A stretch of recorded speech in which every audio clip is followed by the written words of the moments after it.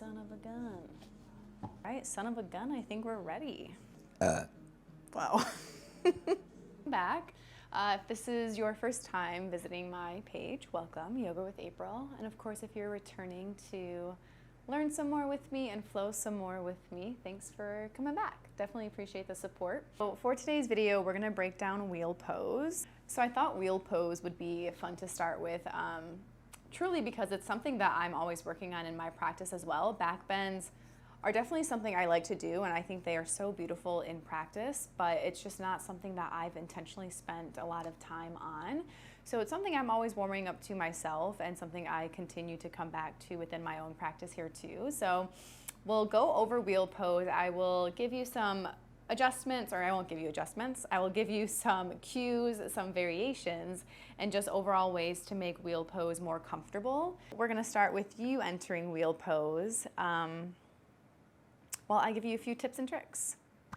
And of course, I should say before we get started, if you want to do like a good 5 minutes of some type of shoulder opener, or even holding like puppy pose for a couple steady breaths, maybe grabbing a strap and kind of sweeping the arms forward and behind you to open up through the chest, through the collarbones, that could be really nice as well. But since we're really just kind of breaking it down, as long as you're comfortable within your own body to find a back bend, go ahead and find a back bend. With your back bend, you're creating spinal extension here too, right? So you're quite literally extending your spine, creating more space. And what also helps you create space? Your breath. So oftentimes in back bends, we forget our big old breaths. Sometimes we even hold our breath, and that's the last thing you want to do. So remember, as you rise up, you want to find a big inhalation. So you create space through your chest, create space through your spine, and you're allowing yourself to cultivate that sense of spaciousness as you rise up. Once you start lying on your back, I like to bring my feet towards my bum, like bridge pose. So gently placing the feet on the mat. And you want to bring the heels as close to the butt as it's comfortable for you. Sometimes I'll even test that out by letting the tips of my fingers kind of graze my heels, maybe the Achilles tendons.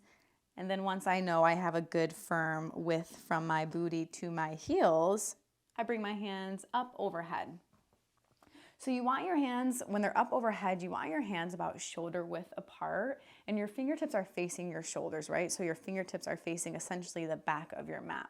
Now with your fingertips facing the back of your mat, you also, it's kind of more of a feeling, less of a look, but I guess you can always peek as well. But with your fingertips facing the back of your mat, so facing the shoulders, your fingertips are also turning outwards slightly. When you feel them turning outward slightly, you might notice the L's of your hands, so the inner arches of your hands, they might ground down and grip the mat a little bit more here as well. Set up for your back bend, for your wheel pose. Your heels are firmly planted, your hands are planted here as well, elbows are pointing towards the ceiling above you. You want to link this breath to movement when you rise. So I always like to prepare by finding a big breath in as much as you can through your sides and your chest and your belly. And then I find an exhale and I let it go. Now, with this next breath in, you're gonna rise up into your wheel pose. So drive into the heels, push your hands into the mat, extend the arms, find your wheel pose.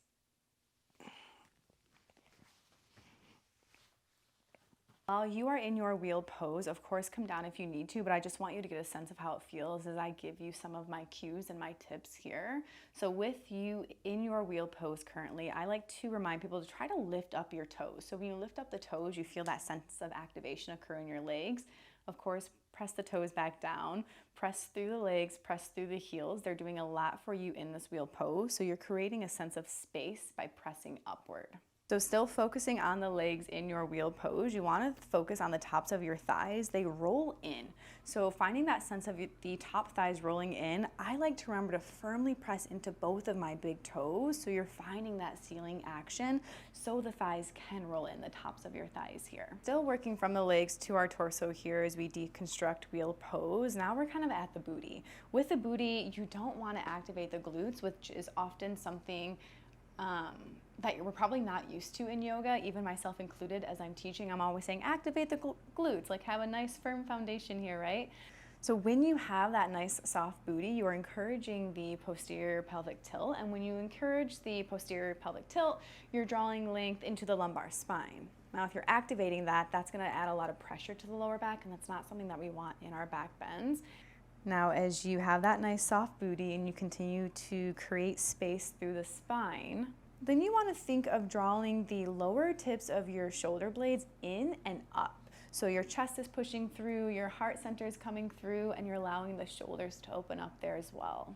At this point, you're continuing to lift the sternum up, you're feeling expansiveness through your chest, you're fighting that good fight to continue to straighten your arms as you allow the shoulders to rotate forward. And you want to think of pushing your chest back slightly towards the front of your mat. Elongate that nice arch that you find yourself in with a back bend. So let's try to put all that mumbo jumbo together here. Starting on our backs. Bring it on down.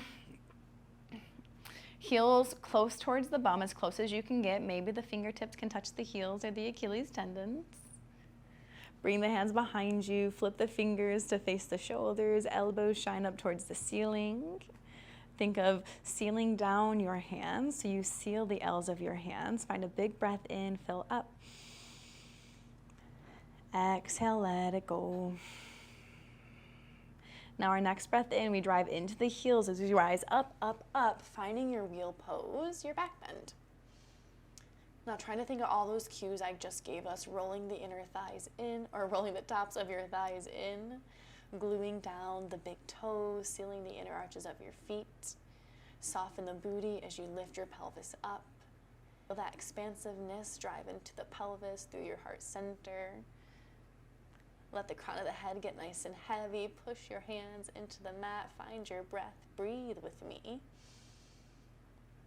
And gently let it go. Good. Take your time here too. So back bends, they can be pretty intense. Like that was pretty intense for me because your girl has not practiced any back bends today. But yeah, they can be really intense. They help you create a lot of energy in your space. So oftentimes you won't see them in like a yin class or a slow flow class. You'll see a much more mellow version of a back bend. But then again, oftentimes if you're in a vinyasa class, you're probably going to get the opportunity, or the instructor will probably give you the opportunity to find a back bend towards the end of class if you're wanting that too. And now let's go over a few different variations here too. Quickly, of course. So with back bends, a few things I see in class that students struggle with. Oftentimes it's the arms. So either the elbows are really bent and we can't get them straight. We don't have like the strength per se to push ourselves up, find that extension through the spine. And there's a few things we can do for that. Of course, we'll continue to create strength throughout our yoga practice, but then you can also bring in our handy dandy props to help you find more lift as well. If you were in my class, I would actually come behind you. I'd ask you to grab onto my ankles before you rise up into a back bend, and then I'd help you get into a more expansive wheel pose that way. But of course, if you don't have someone at home able or willing, our blocks will do just fine. Our blocks will do just fine. I would suggest bringing your yoga mat by like your baseboard or a wall or something so the blocks won't slip when you start to use them here. But of course, like I said, I'll just quickly show you how you would utilize the blocks in your wheel pose as well. And I definitely encourage you to try, even if you can do a wheel pose already, just to notice how much space it actually does give you for your heart center, for your chest, for your shoulders, everything. So of course, we come back down to set up for our wheel pose. And basically these blocks are just like a lifted up floor, right? So your hands just go right on the floor that's now hella high. Bring your hands towards the blocks. I always have to kind of play with mine here too. It might feel best, you can notice my fingers here. I just grab the edge of the block as well. I find that that gives me a really good grip. Big breath in, prepare. Exhale, let it go. Then inhale, we rise, we rise, we rise. And that actually does feel really, really nice. But yeah, so you can always use blocks like this to help you find space in your back bends here too. Just be nice and easy when you come down, because that's some height that you create with your blocks. I hope you gained some insight on wheel pose here for yourself and your practice. If the tips and the tricks and the cues that I provided helped you, let me know. Of course, if you still have other questions about wheel pose, drop them in the comments here as well. And yeah, our next practice, our next yoga class that I'll have will focus on opening up the torso, the shoulders, the chest, the quads, the hip flexors, everything you need to practice your back bends, and then we'll play around with back bends towards the end of class too. But yeah, practice your wheel pose, open up your heart, get some energy, and I hope to see you again. Peace.